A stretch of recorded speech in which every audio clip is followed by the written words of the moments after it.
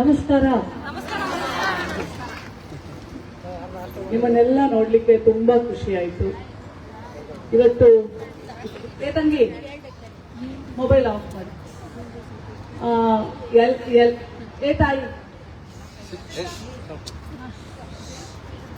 ನಾನು ಕರೆದಿದ್ದೀರಾ ನೀವು ಇಷ್ಟು ಕಷ್ಟಪಟ್ಟು. ಆಮೇಲೆ ನಾನು ಸಹ ಎಲ್ಲವನ್ನು ಬಿಟ್ಟು ಬಂದಿದ್ದೀನಿ. ಇನ್ನೊಂದ್ ಕಡೆ ಅವರೆಲ್ಲರೂ 10 ಗಂಟೆಯಿಂದ ಕಾಯ್ತಾ ಇದ್ದಾರೆ. ನಿಮ್ಮನ್ನ ಮಾತಾಡ್ಸ್ಬಿಟ್ಟು ಮತ್ತೆ ನಾನು ಅಲ್ಲಿ ಹೋಗ್ತೀನಿ.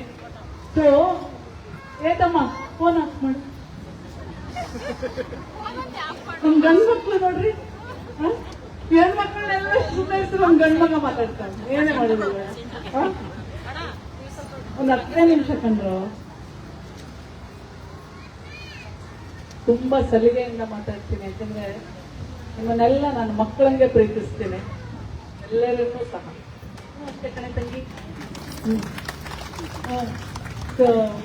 ಏನಂದ್ರೆ ಎಲ್ಲಾರು ಮಕ್ಕಳನ್ನ ಎತ್ಕೊಂಡ್ಬಂದಿದ್ದೀರಾ, ಚಿಕ್ಕ ಚಿಕ್ಕ ಪುಟ್ಟ ಕಷ್ಟಮಗಳನ್ನ ಎತ್ಕೊಂಡ್ಬಂದಿದ್ದೀರಾ, ಮನೆಯಲ್ಲಿ ಕೆಲಸ ಎಲ್ಲ ಮಾಡಿ ಬಂದಿದ್ದೀರಾ, ಅಥವಾ ಇವತ್ತು ಕೆಲಸಕ್ಕೆ ರಜಾ ಹಾಕಿ ಬಂದಿದ್ದೀರಾ, ಅಥವಾ ಕದ್ದು ಮುಚ್ಚಿ ಗಂಡನ್ಗೆ ಹೇಳ್ದೆ, ಅತ್ತೆ ಮಾವನ್ಗೆ ಹೇಳ್ದೆ ರೆಡಿ ಆಗ್ಬಿಟ್ಟು ಆಚೆ ಬಂದು ಪರ್ಸ್ ಎತ್ಕೊಂಡು ಓಡ್ ಬಂದಿರೋರು ಎಷ್ಟು ಜನ ಇದ್ದೀರಾ. ಎಲ್ಲರೂ ಬಂದಿದ್ದೀರಾ ಈ ಕಾರ್ಯಕ್ರಮಕ್ಕೆ. ಈ ಕಾರ್ಯಕ್ರಮವನ್ನ ಆಯೋಜನೆ ಮಾಡಿದಂತ ಎಲ್ಲರಿಗೂ, ವಸಂತ ಮತ್ತು ಎಲ್ಲಾ ತಂಡದವರಿಗೂ ನಾನು ಹೃತ್ಪೂರ್ವಕ ಧನ್ಯವಾದಗಳನ್ನ ಹೇಳಕ್ ಇಷ್ಟಪಡ್ತೇನೆ. ಮತ್ತೆ ಇಲ್ಲಿ ನಮ್ಮ ಲೋಕದೇವಿ, ನಾನು ಕೇಳಿದೆ ಹಿಂಗೆ ಹೆಸರಿಟ್ಟವ್ರೆ ಲೋಕದೇವಿ ಅಂತ. ನಮ್ ಕಡೆ ಎಲ್ಲ ಹಂಗ ಅವಾಗ ಹೆಸರಿಡ್ತಿರ್ಲಿಲ್ಲ. 40 ವರ್ಷಕ್ಕೆ ಮುಂಚೆ ತಂದೆ ಆ ಹೆಸರಿಟ್ಟಿದ್ದಾರೆ ಅಂದ್ರೆ ಇಟ್ಟಿದ್ದಾರೆ ಅಂದ್ರೆ ಏನೋ ವಿಚಾರ ಲೋಕದೇವಿ ಅಂತ ಹೆಸರು. ನಮ್ಗೆಲ್ಲ ಬರೀ ಏನ್ ಹೆಸರಿಡೋದು, ಕೆಂಚಮ್ಮ, ನಾಗಮ್ಮ, ಬೋರಮ್ಮ, ಅಳದಮ್ಮ, ಇಂಥವೇ ಹೆಸರು ನಮ್ಗಳಿಗೆ ಹೆಸರಿಡ್ತಾ ಇದ್ದು. ಸೊ ಹಂಗಾಗಿ ಲೋಕದೇವಿ ಅಂತ ಯಾಕೆ ಹೆಸರಿಟ್ಟಿದ್ದಾರೆ ಅಂತ ಕೇಳಿದೆ ನಾನು. ನಂಗೆ ನಮ್ಮಪ್ಪ ಏನ್ ಕಿಟ್ರು ಅಂತಂದ್ರು. ಆದ್ರೂ ಆ ತಾಯಿ, ಬಟ್ ಆದ್ರೂ ಎಲ್ರು ಹೇಳ್ತಾ ಇದ್ದಿದ್ದು ಏನಂದ್ರೆ ಅಪ್ಪನೆಯವರು ಸಂಪೂರ್ಣವಾಗಿ ತಂದೆ ತಾಯಿ ಸಮಾನವಾಗಿ ಇಡೀ ಊರಿನವ್ರಿಗೆಲ್ಲರಿಗೂ ಆಶ್ರಯ ಕೊಟ್ಟು ಪೋಷಣೆ ಮಾಡಿ ಅವ್ರಿಗೆ ಸಹಕಾರ ಮಾಡ್ತಾರೆ ಅಂತ ಕೇಳ್ಪಟ್ಟು ನಂಗೆ ತುಂಬಾ ಖುಷಿ ಆಯ್ತು. ತಾಯಿ, ನಿಮ್ಮ ಮನೆಯವ್ರಿಗೂ ಕೇಳಿದೆ ಅಂತ ಹೇಳಿ ನಿಮ್ಮ ಮಗಳು ಮಾತಾಡಿದ್ಲು, ಅವಳಿಗೂ ನನ್ನ ಆಶೀರ್ವಾದ.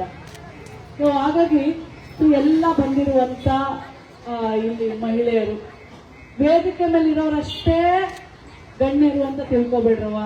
ನೀವಿಲ್ಲ ಅಂದ್ರೆ ಈ ವೇದಿಕೆಗೆ ಯಾವುದು ಬೆಲೆ ಇಲ್ಲ. ಆಮೇಲೆ ಪ್ರತಿಯೊಂದು ಮಹಿಳೆನೂ ಸಾಧನೆ ಮಾಡಿರುವಂತ ಸಾಧಕಿ.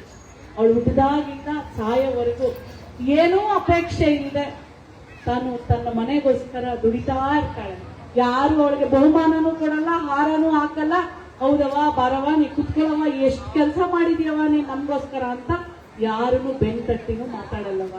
ಆದ್ರೆ ಆ ಎಲ್ಲಾ ಹೆಣ್ಣು ಮಕ್ಕಳಿಗೂ ಇವತ್ತು ನೀವೆಲ್ಲ ಸೂಪರ್, ನೀವೆಲ್ಲ ಈ ಬದುಕಿನ ನಾಯಕಿಯರು ಅಂತ ಹೇಳಿ ನಾವು ನಿಮ್ಮೆಲ್ಲರಿಗೂ ಗೌರವದಿಂದ ನಮ್ಮನ್ನ ಸೂಚಿಸ್ತೀನವ. ಈಗ ಅಂತಾರಾಷ್ಟ್ರೀಯ ಮಹಿಳಾ ದಿನಾಚರಣೆ ಅಂದ್ರೆ ನಾನು 3 ಮಾತು ಹೇಳೋದು ನಿಮ್ಗೆ. ಒಂದು, ಮಹಿಳಾ ಆಯೋಗದ ಅಧ್ಯಕ್ಷೆಯಾಗಿ ನಮ್ಮ ಹೆಣ್ಣು ಮಕ್ಕಳು ಎಷ್ಟು ಸುರಕ್ಷಿತವಾಗಿದ್ದಾರೆ ಅನ್ನೋದಕ್ಕೆ. ನಿಮ್ಮ ಮನೆಯಲ್ಲಿ ನಿಮ್ಮ ಮನೆ ಗಂಡದಿರು ಅಥವಾ ಗಂಡು ಮಕ್ಕಳು ಹೊಡಿತಾರ? ಗಂಡಂದಿರು ಹೊಡಿತಾರ? ಯಾವಾಗ್ಲಾದ್ರೂ ನಾನ್ ನಂಬಲ್ಲ ಬಿಡಮ್ಮ. ಆ ತಾಯಿ ಮಾತಾಡ್ತಾಳೆ ಸತ್ಯ. ಇದಕ್ಕೆ ಚಪ್ಪಾಳೆ ಹೊಡಿರವ, ಇದು ಸತ್ಯ. ಅಂದ್ರೆ ಆ ತಾಯಿ ಎಂಥ ದೊಡ್ಡ ಮನಸ್ಸಿರೋಳು ನೋಡಿ. ನೀವು ಹೊಡಿತೀರೋ? ಏಕಮ್ಮ ಫೋನ್ ಆಫ್ ಮಾಡ, ಇಲ್ಲಿ ಕೇಳಿಲಿ. ನೀವು ಹೊಡಿತೀರೋ, ಬಡಿತೀರೋ, ಬೈತೀರೋ, ಅಂತೀರೋ? ಒಬ್ರು ಹೆಣ್ಮಕ್ಳು ನನ್ ಗಂಡ ಹಿಂಗ್ ಹೊಡಿತಾನೆ, ನಮ್ಮಪ್ಪ ಹಿಂಗ್ ಬೈತಾನೆ, ನಮ್ಮ ಮನೇಲಿ ನನ್ ಮಗ ಇಂತ ಮಾತೆಲ್ಲ ಅಂತಾನೆ ಅಂತ ಹೇಳ್ದೇ ಇರೋ ತಾಯಿ ಇಲ್ವಲ್ಲಪ್ಪ. ನೀವೆಲ್ಲ ಎಷ್ಟು ಪುಣ್ಯ ಮಾಡಿದೀರೋ ಈ ಜಗತ್ತಲ್ಲಿ. ಅದೇ ಗಂಡು ಮಕ್ಕಳಲ್ಲಿ ಅವಳು ಜೋರ್ ಮಾಡ್ತಾಳವಳು, ಅವಳ ಕಾಲ್ ಮುರಿಬೇಕು, ಅವ್ರ ಬಾಯಿ ಬೀಗ ಹಾಕ್ಬೇಕು ಅಂತಾರ ಇಲ್ವಾ?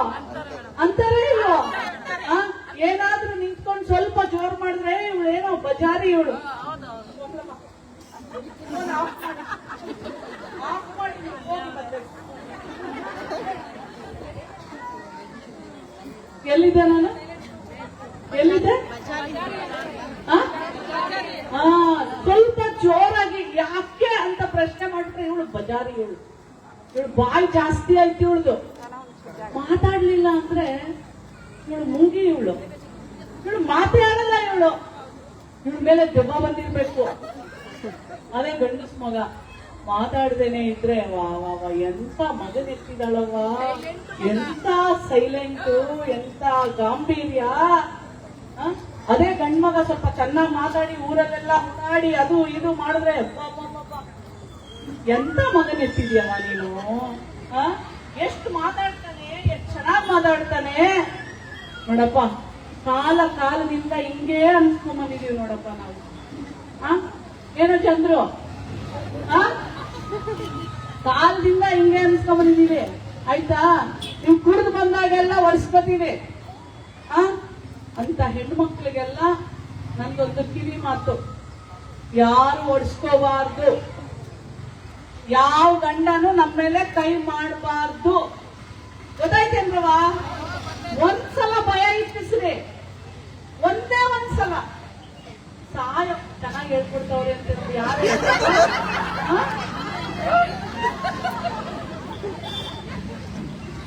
ನೀನ್ ಬಿಡೋ ನನ್ ಮಗ, ನೀನ್ ಕೈ ಎತ್ತಿದ್ರೆ ನಾನ್ ಸುಮ್ಮನೆ ಬಿಡೋದಿಲ್ಲ. ಒಂದೇ ಒಂದ್ಸಲ. ಯಾಕಂದ್ರೆ ನಾವು ಹುಟ್ಟಿರೋದು ಒಡಿಸ್ಕೊಳಕ್ಕಲ್ಲವ. ನಾವೊಬ್ರು ಗಂಡನ ಮನೆಗೆ ಬರ್ತೀವಿ, ತಂದೆ ತಾಯಿ ಸಾಕದವ್ರನ್ನ ಎಲ್ಲರನ್ನೂ ಬಿಟ್ಟು, ನಾವು ಹುಟ್ಟಿದ ಊರು, ಹುಟ್ಟಿದ ಮನೆ, ಹುಟ್ಟಿದ ಬಂಧು ಬಳಗ ಎಲ್ಲ ಬಿಟ್ಟು ನಾವು ಗೊತ್ತಿಲ್ದಿರೋ ಒಬ್ರು ಮನೆಗೆ ಬಂದು ಆ ಮನೆ ಮಗಳಾಗಿ, ಆ ಮನೆ ಸೊಸೆಯಾಗಿ, ಆ ಮನೆ ತಾಯಿಯಾಗಿ, ಆ ಮನೆ ಅತ್ತಿಗೆಯಾಗಿ, ಆ ಮನೆ ಎಲ್ಲವೂ ಆಗಿ ನಿಮ್ ಜೊತೆಲಿ ಇರ್ತೀವಲ್ಲವ. ಅದಕ್ಕೆ ನೀವು ಹೊಡಿಬೇಕೆಂದ್ರು, ನಮ್ಗೆ ಕೈ ಎತ್ತಬೇಕೆಂದ್ರು, ನೀವು ಬೈಬೇಕಾ ನಮ್ಗೆ? ಸುಪ್ರೀಂ ಕೋರ್ಟ್ ಮೊನ್ನೆ ತಾನೇ ಆರ್ಡರ್ ಮಾಡಿದೆ, ಹೆಣ್ಣು ಮಗಳು ಎಷ್ಟು ಕೆಲಸ ಮಾಡಿದ್ರು ನೀನು ಮನೇಲಿ ಕೆಲಸ ಮಾಡ್ಬೇಕು ಅಂತ. ನೀವು ಮಾಡ್ಕೊಂಡ್ ಬಂದಿರೋದು ನಮ್ಮನ್ನ ಕೆಲಸದೇ ತರ ಅಲ್ಲಪ್ಪ, ನೀವು ಮಾಡ್ಕೊಂಡ್ ವಾಷಿಂಗ್ ನೀವು ನಮ್ಮನ್ನ ಮಾಡ್ಕೊಂಡ್ ಬಂದಿರೋದು ಕೆಲಸದವಳು ಅಂತಲ್ಲ. ಯಾವಾಗ್ಲೂ ನೋಡಿ ಅವತ್ತಿನ ಕಾಲಕ್ಕೆ ಅಯ್ಯೋ ಅಮ್ಮ ವಯಸ್ಸಾಯ್ತು, ಮನೆ ಕೆಲಸ ಮಾಡಕ್ ಯಾರು ಇಲ್ಲ, ಮದುವೆ ಮಾಡ್ಕೊಂಡ್ ಬನ್ನಿ ಅಂತ ಹೇಳ್ತಿದ್ರು. ಹೌದಾ ಇಲ್ವಾ? ಅಂದ್ರೆ ಹೆಣ್ಣು ಮಗಳು ಇರೋದೇ ಕೆಲಸ ಮಾಡಕ್ಕೆ. ಅವಳಿಗೊಂದು ಬದುಕಿರುತ್ತೆ, ಅವಳಿಗೂ ಒಂದು ಆಸೆ ಇರುತ್ತೆ, ಅವಳಿಗೊಂದು ಹೃದಯ ಇರುತ್ತೆ, ಅವಳಿಗೂ ಒಂದು ಜೀವನ. ಯಾರು ಕೇರೆ ಮಾಡ್ಲಿಲ್ವಲ್ಲವ? ಶತಮಾನಗಳಿಂದ ಏನ್ ಹೇಳೋರು ಗೊತ್ತಾ? ಚೆನ್ನಾಗಿ ಹೊಡೆದ್ಬಿಟ್ರೆ ಇಲ್ಲ ಗಂಡ 3-4 ಜನ ಇಟ್ಕೊಂಡು ಮನೆಗ್ ತಂದಾಕ್ತೆ ಹೋದ್ರೆ ಏನ್ ಹೇಳೋದು ಗೊತ್ತಾ? ಬಂದು ಅಳವ, ಎಷ್ಟ್ ಗಂಟೆ ಅಳವ, ನಿನ್ ಮನ್ಸ್ ಪೂರ್ತಿ ಅಳವ, ನಿನ್ ಮನ್ಸೆಲ್ಲ ನಿರಾಳ ಆಗ್ಲವ. ಇಷ್ಟೇ ಹೇಳೋರೆ ಹೊತ್ತು ನೋಡವ, ಇನ್ನೊಬ್ಬನ್ ಯಾರೋ ಇಟ್ಕೊಂಡಿದ್ದಾನೆ ಅಂದ್ರೆ ಡೊಮೆಸ್ಟಿಕ್ ವೈಲೆನ್ಸ್, ಕೌಟುಂಬಿಕ ದೌರ್ಜನ್ಯ ಕೇಸ್ ಹಾಕಿದ್ರೆ ಓಡ್ ಬರ್ತಾನೆ. ಎಲ್ಲವೂ ಬಿಟ್ಟು ನಿನ್ನ ನೋಡ್ಕೊಳ್ತಾನವ ಅಂತ ಯಾರಾದ್ರೂ ನಮ್ಗೆ ಹೇಳಿದ್ದಾದ್ರೆ ಇವತ್ತು ನೆನೆಸ್ಕೋಬೇಕಾದ್ರೆ ಅದು ಡಾಕ್ಟರ್ B.R. ಅಂಬೇಡ್ಕರ್. ಎಲ್ಲರೂ ಹೇಳ್ಬಿಟ್ರು ನಮ್ಗೆ ಹತ್ಕೊಳವ, ದೇವಸ್ಥಾನಕ್ಕೆ ಹೋಗ್ಬಿಟ್ಟು ಕಣ್ಣು ಮುಚ್ಕೊಂಡು ಹತ್ತು ದೇವರಿಗೆ. ಯಾಕಂದ್ರೆ ನಾವು ಮಾತಾಡಿದ್ರೆ ಯಾರು ಕೇಳೋರಿಲ್ಲ, ನಮ್ಮನ್ನ ಯಾರು ತಪ್ಪಿ ಮುದ್ದಾಡೋರಿಲ್ಲ, ನಮ್ ಕಣ್ಣೀರು ಒರೆಸೋರಿಲ್ಲ.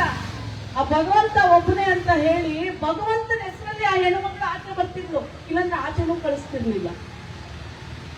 ವ್ಯಕ್ತಿಯ ಹೆಸರಲ್ಲಿ ಹೆಣ್ಮಕ್ಳು ಹೊರಗೆ ಬರೋದು ಈಗಲೂ ಹಳ್ಳಿಗಳ ಕಡೆ ಅದೇ ತರ ಪ್ರಾಕ್ಟೀಸ್ ಇವತ್ತಿಗೂ. ಗೊತ್ತಾಯ್ತೇನ್ರವ? ಇವತ್ತು ನೀವು ಏನ್ ಮಾಡ್ಬೇಕು ಅಂತಂದ್ರೆ, ಅಕಸ್ಮಾತ್ ಇಷ್ಟ ಆದ್ಮೇಲೂ ಕೈ ಎತ್ತು ಹೊಡಿತಾ ಇದ್ದಾನೆ ಅನ್ಕೊಳ್ಳಿ, ಒಂದು ನಂಬರ್ಗೆ ಫೋನ್ ಮಾಡಿ. ನೀವು ಯಾವ ನಂಬರ್ಗೆ ಮಾಡ್ತೀರಾ? ಯಾವ ನಂಬರ್ಗೆ ಮಾಡ್ತೀರಾ? ನಾನು ಹೇಳ್ದ ಫೋನಲ್ಲಿ ಎಲ್ಲ ಸೇವ್ ಮಾಡ್ಕೋತೀರಾ? ಎಷ್ಟು ಜನ ಹತ್ರ ಫೋನ್ ಐತೆ? ಎಲ್ಲರ ಹತ್ರ ಐತೆ. 112 ಎಷ್ಟು? 10 ನಿಮಿಷಕ್ಕೆ ನಿಮ್ ಮನೆ ಬಾಗಿಲಿಗೆ ಯಾರು ಬರ್ತಾರೆ? ಪೊಲೀಸ್ ಅವರೆಲ್ಲಿ ಎಲ್ಲೋದ್ರು? ಇಲ್ಲಿದ್ರಲ್ಲ, ಕರಿಯಪ್ಪ ಅವರನ್ನ.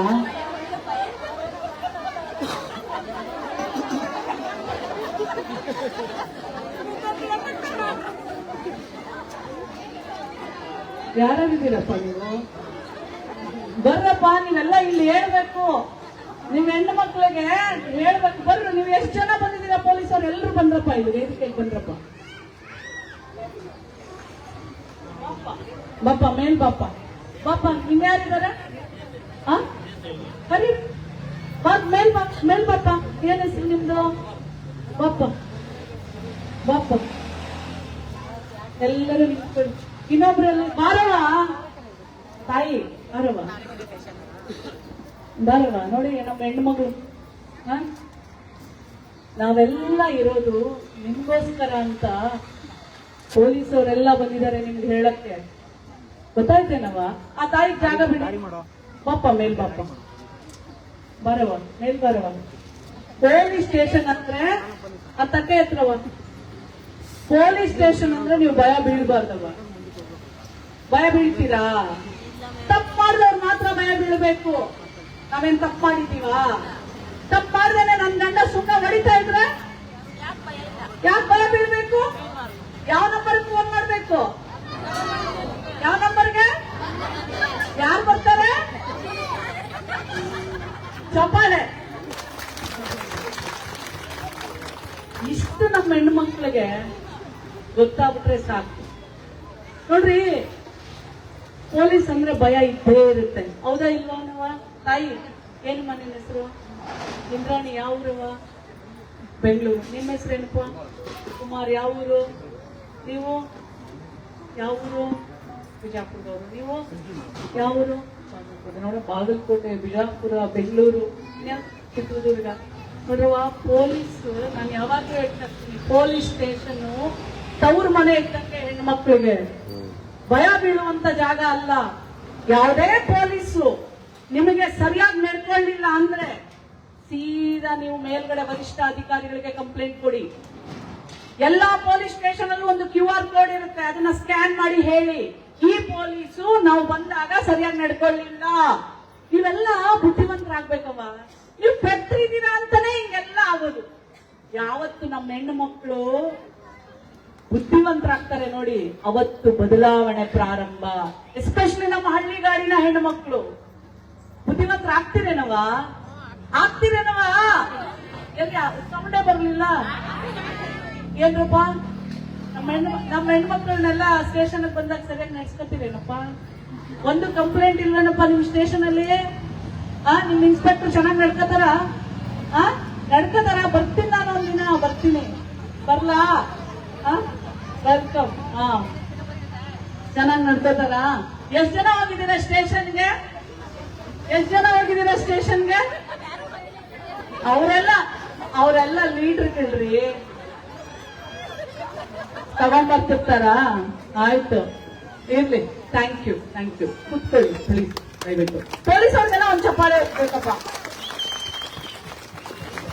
ಹೌದು. ಏನಂದ್ರೆ ನಾನು ಒಂದ್ ನಂಬರ್ ಹೇಳ್ಕೊಟ್ಟಿದ್ದೀನಿ. ಏನು? ಇನ್ಮೇಲೆ ಯಾರು ಓಡಿಸ್ಕೋಬೇಡ್ರವ. ನಾನೇ ನಿಮ್ ಗಂಡನ್ ಬಿಟ್ಬಿಡ್ರಿ ಅಂತ ಹೇಳಲ್ಲ, ಒಂದ್ಸಲ ಸುಮ್ಮನೆ ಬಯಸ್ರಿ ಅಂತ ಹೇಳೋದು.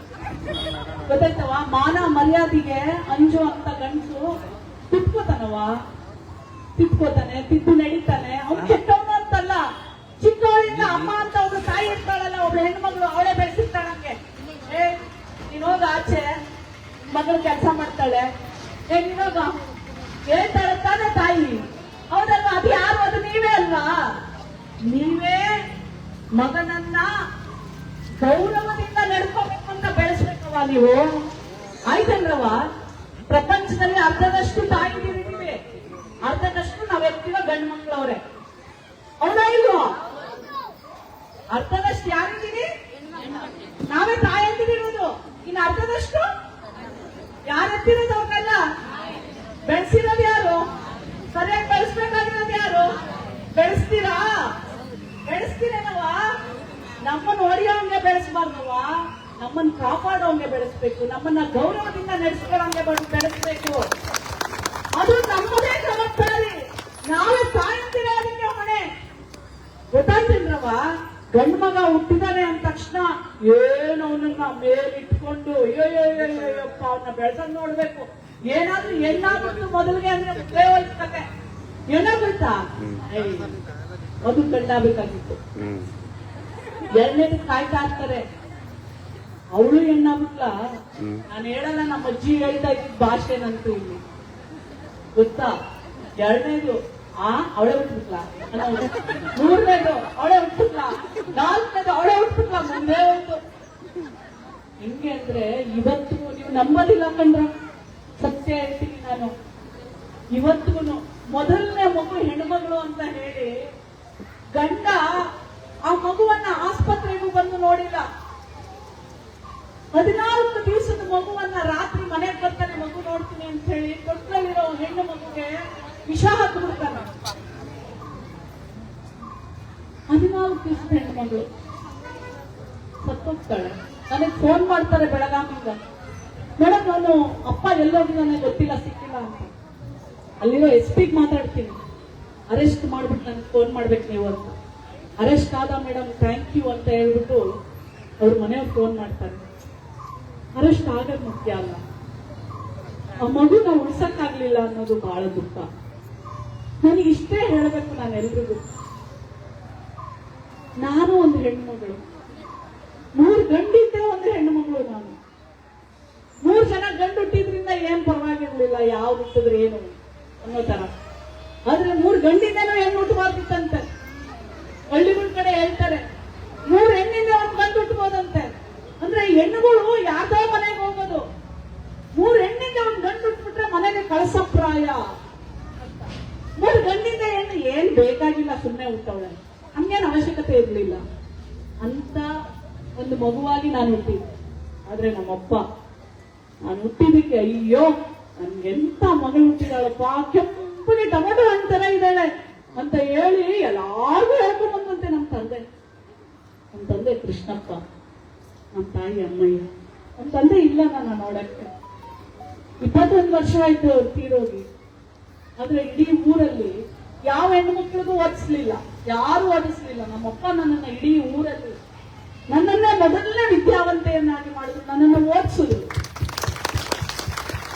ನಾನು ಇಡೀ ಊರಿಗೆ ಮೊದಲನೇ ವಿದ್ಯಾವಂತೆ ಆದೆ, ಮೊದಲನೇ ಡಾಕ್ಟರ್ ಆದೆ.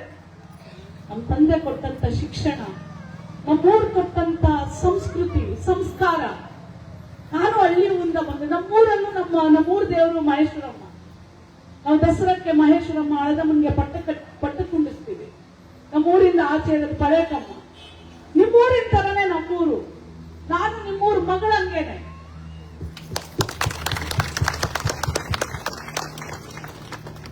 ಒಂದು ತಂದೆ ಮನಸ್ಸು ಮಾಡಿ ನನ್ನ ಓದಿಸಿದಕ್ಕೆ ಎಷ್ಟು ಜನರಿಗೆ ಶಕ್ತಿ ತುಂಬುವಂತ ಕೆಲಸ ಇನ್ನೊಂದು ತಂದೆ ಕೊಟ್ಟ. ಅದು ಮಾನ್ಯ ಮುಖ್ಯಮಂತ್ರಿಗಳಾದಂತ ಸಿದ್ದರಾಮಯ್ಯನವರು. ಮಹಿಳಾ ಆಯೋಗದ ಅಧ್ಯಕ್ಷೆಯನ್ನಾಗಿ ಅವ್ರು ಮಾಡದೆ ಹೋಗಿದ್ರೆ ನಾನು ಬಂದಾಗಿ ತಾಯಿ ಹೇಳ್ತಾ ಇದ್ರು, ಅಕ್ಕ ನಿಮಗೆ ಗೊತ್ತಿಲ್ಲ, ನಮ್ಮೆಲ್ಲ ಧೈರ್ಯನೇ ನೀವೆಲ್ಲ ಇದ್ದೀರಾ, ನಿಮ್ಮನ್ನ ನಾವೇನು ಬಂದು ನಿಮ್ಮನ್ನ ದಿನ ನೋಡೋದಿಲ್ಲ. ಆದ್ರೆ ನಮ್ಮ ಅಕ್ಕ ಒಬ್ಳು ಇದ್ದಾಳೆ ಅಲ್ಲಿ, ಕಷ್ಟ ಅಂತ ನಾವು ಅವ್ರ ಮನೆ ಹೋದ್ರೆ ಅವಳು ನಮ್ಮ ಕೈ ಹಿಡಿತಾಳೆ. ನಮ್ಮ ಧೈರ್ಯ, ನಾನೇನು ಹಣ ಕೊಡ್ಬೇಕಾಗಿಲ್ಲ, ಕಾಸು ಕೊಡ್ಬೇಕಾಗಿಲ್ಲ, ನಿಮ್ ಜೊತೆಯಲ್ಲಿ ನಾನಿದ್ದೀನಿ. ನನ್ನ ಹೆಣ್ಣು ಮಕ್ಕಳ ಮೇಲೆ ಯಾರು ಕೈ ಮಾಡಬಾರ್ದು, ಯಾರು ಕೆಡದಾಗ ಮಾತಾಡಬಾರ್ದು. ನಮ್ಮ ಹೆಣ್ಮಕ್ಳಿಗೆ ಆದಷ್ಟು ಸಹಾಯ ಮಾಡಿ, ಸಹಕಾರ ಮಾಡಿ. ನಿಮ್ಮಲ್ಲಿರೋ ಹೆಣ್ಮಕ್ಳನ್ನೆಲ್ಲ ಚೆನ್ನಾಗಿ ಓದಿಸಿ ಶಿಕ್ಷಿತರನ್ನಾಗಿ ಮಾಡಿ. ಯಾರು ಗೊತ್ತ್ರಿ, ನಿಮ್ಮೂರು ಮಗಳು ಮುಂದೆ ಈ ಕ್ಷೇತ್ರದ ಶಾಸಕಿ ಆಗಬಹುದು, ಈ ನಾಡಿನ ಮುಖ್ಯಮಂತ್ರಿ ಆಗಬಹುದು, ಈ ದೇಶದ ಪ್ರಧಾನಮಂತ್ರಿ ಆಗಬಹುದು. ಯಾರು ಕನ್ಸ್ಕೊಂಡಿದೀವ? ಆದ್ರೆ ನೀವು ಓದಿಸಿದ್ರೆ ಒಂದಿನ ಅದು ಖಂಡಿತವಾಗ್ಲೂ ಆಗುತ್ತವ. ಮಾಡ್ತೀರಾ? ಹೆಣ್ಮಕ್ಳೆಲ್ಲ ಮಾಡ್ತಾರೆ, ಗಂಡು ಮಕ್ಳು ಬಂದಿಲ್ಲ ಇಲ್ಲಿ. ಮಾಡ್ತೀರಿ ಅಂದ್ರು ದೇವರಾಜು, ಏನೋ ಮಗಳನ್ನ ಚೆನ್ನಾಗಿ ಓದಿಸಿ ಒಂದಿನ ಮುಖ್ಯಮಂತ್ರಿ ಅಂತ ಮಾಡ್ತೀಯೇನೋ? ಮಾಡಬೇಕು ಅಲ್ವಾ? ನಾವು ಮಕ್ಕಳಲ್ವಾ? ಹೆಣ್ಣು ಮಗಳು ಅಂದ ತಕ್ಷಣ ನಾವು ನಿಮ್ಮ ಮಕ್ಕಳಾಗದೆ ಇರಕ್ಕೆ ಸಾಧ್ಯ ಇಲ್ಲವ.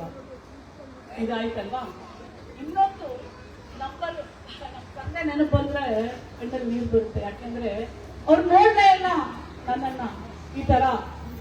ಆದ್ರೆ ಅವ್ರಿಂದ ಹೋಗಿದ್ರೆ ಯಾರನ್ನೋ ಮದುವೆ ಮಾಡ್ಕೊಂಡು, ಅಫ್ಕೋರ್ಸ್ ಮದುವೆ ಮಾಡ್ಕೊಂಡಿದೀನಿ ಈಗ್ಲೂನು, ಮಕ್ಕಳನ್ನ ಎತ್ಕೊಂಡು ಅವ್ರ ಮನೆ ಸಂಸಾರನ ಸರಿಯಾಗಿ ನಡೆಸ್ಕೊಂಡು ಹೋಗ್ತಿದ್ನೋ ಏನೋ. ಈಗಲೂ ಅದು ಮಾಡ್ತೀನಿ.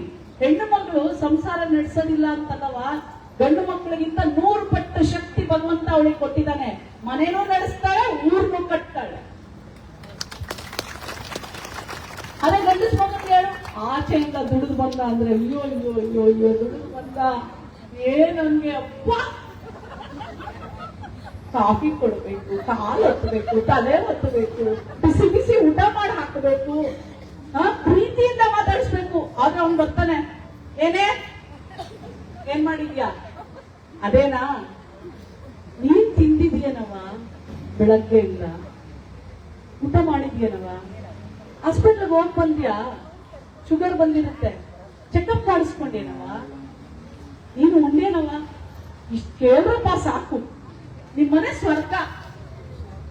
ಖುಷಿ, ಇನ್ನೂ ಖುಷಿ ಆಗಿ, ಅಯ್ಯೋ ಹೌದು ಏನಪ್ಪ ಪೊಲೀಸಪ್ಪ ಕರೆಕ್ಟ್ ಇಲ್ವಾ, ಪಟ್ಟೆ ಹೋಗಿ ಅವಳ ಊಟದಲ್ಲಿ ಇನ್ನೂ ಪ್ರೀತಿಯನ್ನ ಬೆರೆಸಿ ನಿಮ್ಮನ್ನ ನೋಡ್ಕೊಳ್ತಾಳಪ್ಪ.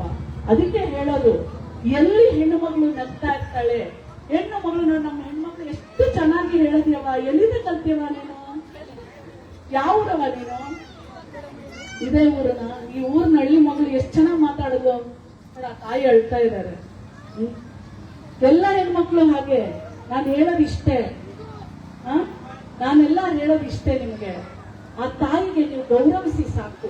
ಅವಳು ಹೇಳ್ತಾ ಇದ್ಲು, ಎತ್ರ ನಾರ್ಯಸ್ತು ಪೂಜ್ಯಂತೆ ರಮಂತೆ ತತ್ರ ದೇವತಃ ಅಂತ. ಇದು ಸಂಸ್ಕೃತದಲ್ಲಿ ಇರೋದು, ನಮ್ಗೇನ್ ಬರೋದಿಲ್ಲ ಕನ್ನಡದಲ್ಲಿ. ಕನ್ನಡದಲ್ಲಿ ಏನಂದ್ರೆ, ಎಲ್ಲಿ ಹೆಣ್ಣು ಮಕ್ಕಳನ್ನ ಗೌರವಿಸ್ತೀರಾ, ಗೌರವ ಅಲ್ಲ ಪೂಜಿಸ್ತೀರಾ, ಅಲ್ಲಿ ಯಾರಿರ್ತಾರಂತೆ, ಜೋರಾಗಿ ಹೇಳಿ, ಪೂಜಿಸ್ತೀರಾ.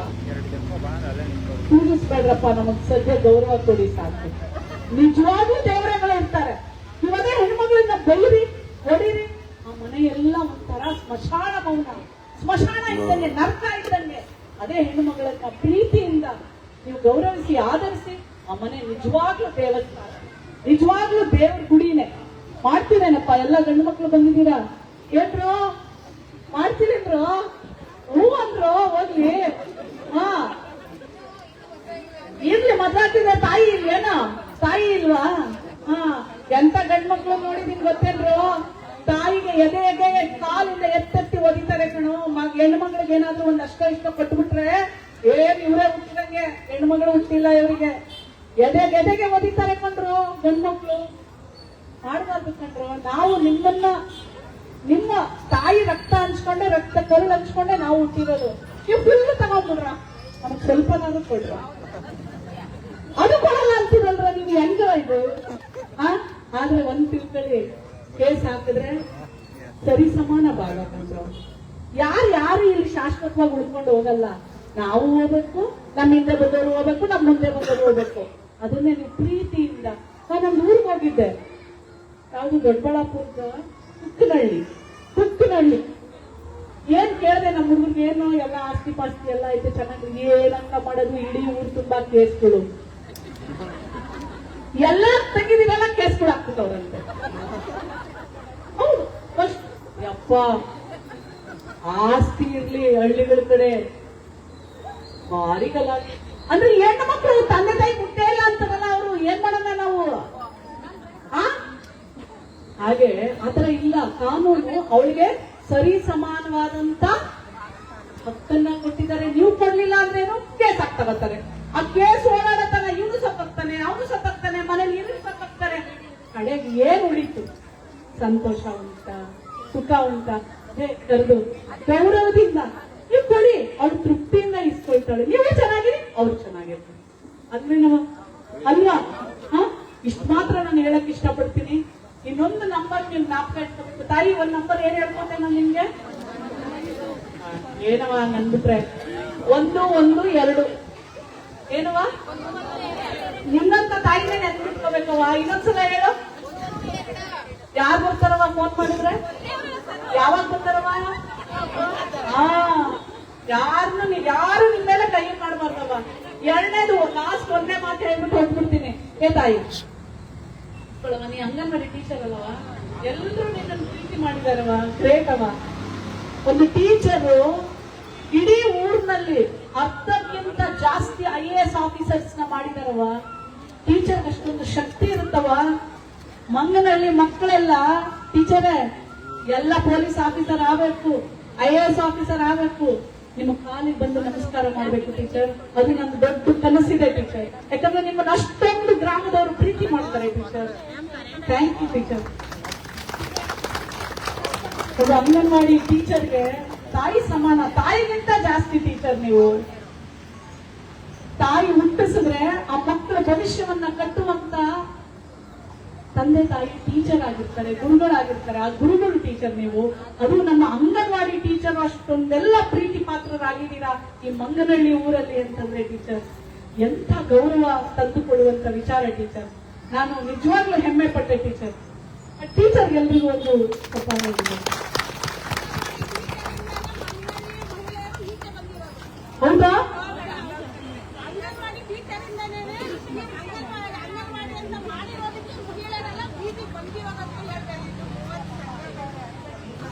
ಇರ್ಲಿ, ಅದು ಖುಷಿಯ.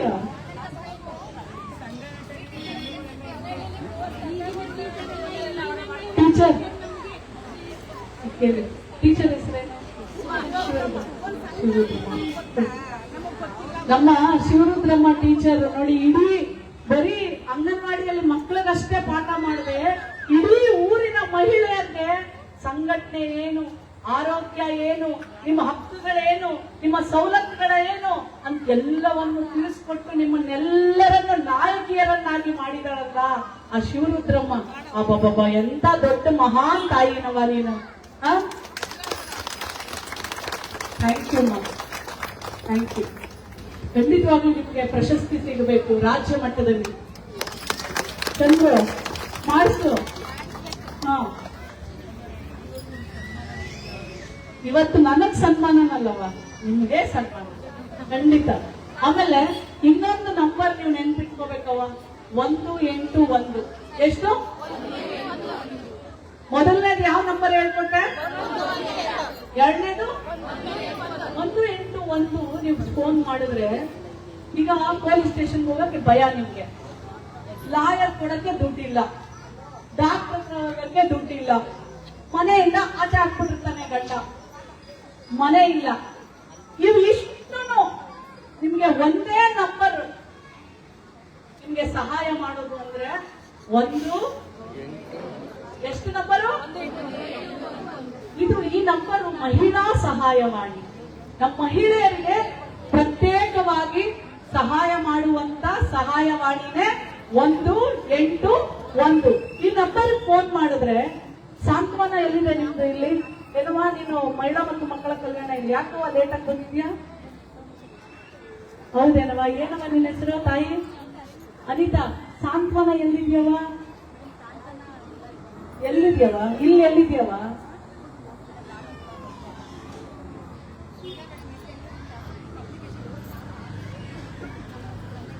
ಆಯ್ತು, ಇಲ್ಲದೆ ಹೋದ್ರೆ ಹೋಗಿ ಬಿಡಿ. ಈಗ ವಿಕ್ಟೋರಿಯಾ ಹಾಸ್ಪಿಟಲ್ ಎಷ್ಟು ಜನ ಗೊತ್ತು? ವಾಣಿ ವಿಲಾಸು ಎಲ್ರಿಗೂ ಗೊತ್ತಲ್ಲ. ಅಲ್ಲಿ ಒಂದು ಸಖಿ ಒನ್ ಸ್ಟಾಪ್ ಸೆಂಟರ್. ಸಖಿ ಅಂದ್ರೆ ಗೆಳತಿ.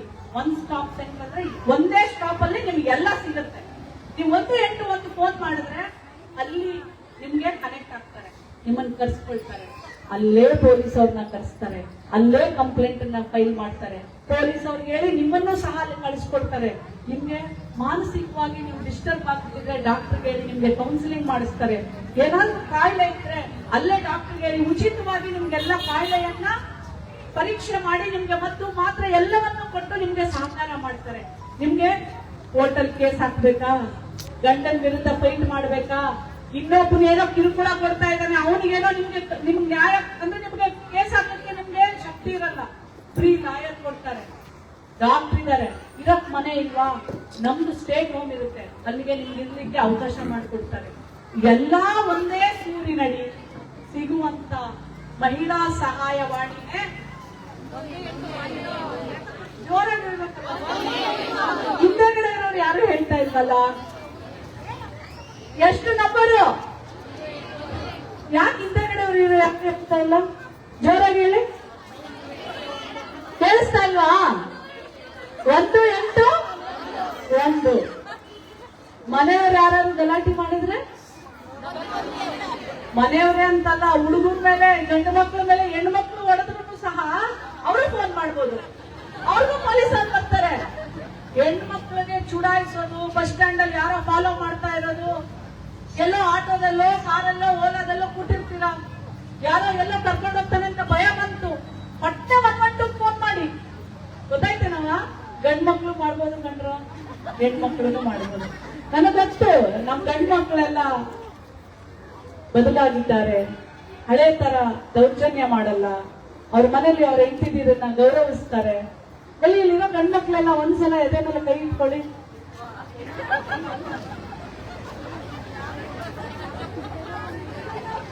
ಯಾಕಪ್ಪ ತಮ್ಮ ನೀ ಇಟ್ಕೊಳ್ಳಲ್ಲ? ಇಟ್ಕೊಂಡ್ರಿ, ದೇವ್ರಿಲ್ವ ಇಲ್ಲಿ? ಮಹೇಶ್ವರ ನಮ್ಮ ಮಕ್ಕಳೆಲ್ಲ ಇಟ್ಕೊಂಡು ಸೂಪರ್. ಅಲ್ಲಿ ಯಾಕೋ ಅಣ್ಣ 2 ಸಲ ಯೋಚನೆ ಮಾಡ್ತಾರೆ. ಅದು ಏನ್ ಗೊತ್ತಾ, ಅವ್ರಿಗೆ ಅವಮಾನ ಆಗ್ಬಿಡುತ್ತೆ. ಹೆಣ್ಣು ಮಕ್ಳು ಇರ್ಲಿ, ನಮ್ ಜೊತೆ ಇಟ್ಕೊಳ್ರೋ, ಎದೆ ಮೇಲೆ ಕೈ ಇಟ್ಕೊಳ್ರೋ, ಕೈ ಇಟ್ಕೊಳ್ಳೋ. ನಮ್ ಪೊಲೀಸರು ಇಟ್ಕೊಂಡೇ ಬಂದಿರ್ತಾರೆ ನಮ್ಮ ಹೆಣ್ಣು ಮಕ್ಕಳನ್ನ. ಹೇಳ್ರಪ್ಪ ಜೋರಾಗಿ. ನಮ್ ತಾಯಿಯನ್ನ ಮದುವೆ ಆಗಿದ್ರೆ ನಿಮ್ ಹೆಂಡತಿಯನ್ನ, ನಿಮ್ ಮನೆಯಲ್ಲಿರುವಂತ ಹೆಣ್ಣು ಮಕ್ಕಳನ್ನ, ತಾಯಿಯಂದ್ರನ್ನ ಗೌರವಿಸ್ತೀವಿ. ಹೇಳ್ರು, ಗೌರವಿಸ್ತೀವಿ. ಸಹಕಾರ, ನೀನ್ ಬಿಡಪ್ಪ ತಮ್ಮ, ಸಹಕಾರ ಮಾಡ್ತೀವಿ. ಕಳ್ಸೋ ಆ ಕಡೆ ಕುಡ್ಕೊಂಡಿದ್ದಾನೆ. ಸಹಕಾರ ಮಾಡ್ತೀವಿ. ಇದು ತಾಯಿ ಮಹೇಶ್ವರಮ್ಮನ ಮೇಲೆ ಮಾಡುವಂತ ಪ್ರಮಾಣ. ಹುಷಾರು. ನಾನ್ ಬರೀ ನಮ್ಮ ಹೆಣ್ಮಕ್ಳ ಪ್ರಮಾಣ ಮಾಡಿಸಿ ಸೋತೋಗ್ತಿದೀವಿ. ಇನ್ಮೇಲೆಲ್ಲ ನಮ್ ಗಂಡ್ಮಕ್ಳಿಗೆ ಮಾಡ್ಸೋದು. ನಮ್ ಗಂಡ್ಮಕ್ಳೆಲ್ಲ ನಿಜವಾಗ್ಲೂ ಹೇಳ್ತೀನಿ, ನೀವ್ ಎಷ್ಟು ಪ್ರೀತಿ ಮಾಡ್ತೀರಾ ಅಷ್ಟೇ ಅವರು ಮಾಡ್ತಾರೆ. ನನ್ನ ತಾಯಿಯಾಗಿ ನೋಡ್ತಾರೆ, ಅಕ್ಕನಾಗಿ ನೋಡ್ತಾರೆ, ಮಗಳಾಗಿ ನೋಡ್ತಾರೆ. ನಿಜವಾಗ್ಲೂ ನಾನು ಇಂಥ ಅದೃಷ್ಟ ಮಾಡಿದ್ದೀನಿ. ನಿಮ್ಮೆಲ್ಲರಿಗೂ ಒಳ್ಳೇದಾಗ್ಲಿ. ಆ ಭಗವಂತ, ಆ ಮಹೇಶ್ವರಮ್ಮ, ಗಾಳಿ, ನಮ್ಮ ವೀರಾಂಜನೇಯ ಸ್ವಾಮಿ. ನೋಡ್ರಿ, ಮಹೇಶ್ವರಮ್ಮ ಅಂದ್ರೆ ಯಾರ್ರಿ? ಅದು ನೀವೇನೆ. ಹೆಣ್ಣು ಮಗಳೇ ಅವಳು. ನಾನು ಅದಕ್ಕೆ ಹೇಳ್ತೀನಿ, ದೇವರು ಗುಡಿಯಲ್ಲಿಲ್ಲ, ಪ್ರತಿಯೊಬ್ಬರ ಆತ್ಮದಲ್ಲಿದ್ದಾನೆ ದೇವರು. ದೇವರಿಗೆ ಗಂಡು ಹೆಣ್ಣು ಅನ್ನೋ ವ್ಯತ್ಯಾಸ ಇಲ್ಲ. ನಾವೇ ಮಾಡ್ಕೊಂಡಿರೋದು, ನೀನ್ ಹೆಣ್ಣು ನಾನ್ ಗಂಡು ಅಂತ. ಒಳಗಡೆ ಒಬ್ಬ ಆತ್ಮ ಇದನ್ನಲ್ಲ. ಆತ್ಮ ಪಟ್ಟಂತ ಹೋಯ್ತು ಅಂದ್ರೆ ನೀನು ಸಾಯ್ತೀಯ, ನಾನು ಸಾಯ್ತೀನಿ. ಆ ಆತ್ಮಕ್ಕೆ ಗಂಡು ಗೊತ್ತಿಲ್ಲ, ಹೆಣ್ಣು ಗೊತ್ತಿಲ್ಲ, ಜಾತಿ ಗೊತ್ತಿಲ್ಲ, ಧರ್ಮ ಗೊತ್ತಿಲ್ಲ. ನಾವೇ ಕುತ್ಕೊಂಡ್ಮೇಲೆ ಅಲ್ಪಮಾನವ ನಾವು, ಅತಿ ಕಡಿಮೆ ಬುದ್ಧಿವಂತ, ಸ್ವಾರ್ಥ ಮನುಷ್ಯ. ನಿನ್ ಜಾತಿ ನನ್ ಜಾತಿ, ನೀನ್ ಹೆಣ್ಣು ನನ್ ಗಂಡು, ನಿನ್ ಮೇಲೆ ನಿನ್ ಕೆಳಗೆ, ನೀನು ಹೊರಗಡೆ ಇರೋನು ನಾನು ಒಳಗಡೆ ಇರೋನು. ಭಗವಂತ ಹುಟ್ಟಿಸಿದಾಗ ಯಾವುದೂ ಮಾಡಿಲ್ಲ, ನಾವು ಮನುಷ್ಯರು ಮಾಡ್ಕೊಂಡಿದ್ದೀವಿ. ಮನುಷ್ಯರು ಪ್ರತಿಯೊಬ್ಬರಲ್ಲೂ ಭಗವಂತ ಇದ್ದಾನೆ, ಆತ್ಮ ದೇವರು. ಆ ದೇವರಿಗೆ ಒಳ್ಳೇದಾಗಲಿ ಅಂತ ಹೇಳ್ತಾ ನನ್ನ ಮಾತುಗಳನ್ನ ಮುಗಿಸ್ತೀನಿ. Thank you. ಈ ಮಾತಿಗೆ ಮರುಮಾತು ನಾನೇನಾದ್ರೂ ಆಡೋದಕ್ಕೆ ಸಾಧ್ಯ ಇದೆಯಾ? ಖಂಡಿತ ಸಾಧ್ಯ ಇಲ್ಲ. ಒಂದೇ ಮನವಿ ಏನಂತಂದ್ರೆ,